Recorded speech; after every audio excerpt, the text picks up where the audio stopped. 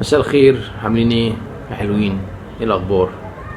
بشرب شاي بنعناع، شاي اخضر بنعناع. اتمنى ان انتوا تكونوا في مود لطيف ولذيذ وانتوا بتتفرجوا عليا.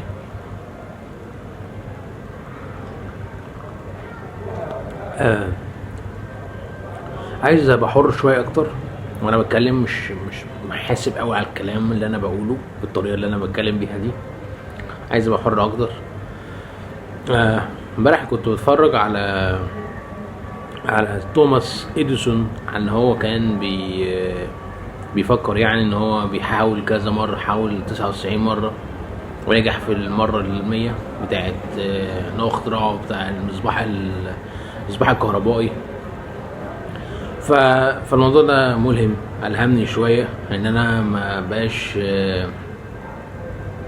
بقاش يعني ان انا احاول اكتر من مرة واشوف ان الموضوع يستاهل، والموضوع ما يخلينيش ان انا اوقف وان انا ابطل والكلام ده يعني. دي حاجة يعني. ف...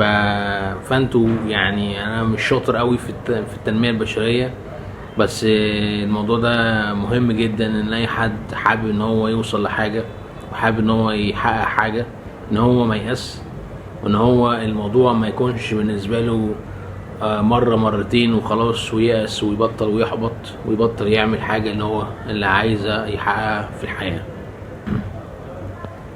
اشرب شوية آه اسمه ايه ده، شاي اخضر.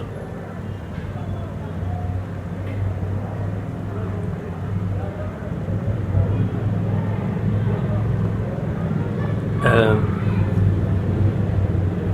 الموضوع الموضوع ببساطة، يعني اي حاجة في الدنيا محتاجة وقت، واي حاجة في الدنيا محتاجة صبر، محتاجة ان احنا نهدي شوية الامور مش نهدي الامور، يعني نتعامل مع الامور ان هي بهدوء وما نتسربعش وما نستعجلش وناخد الامور بهدوء يعني.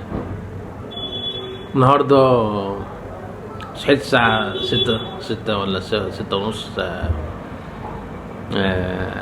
بعد العصر.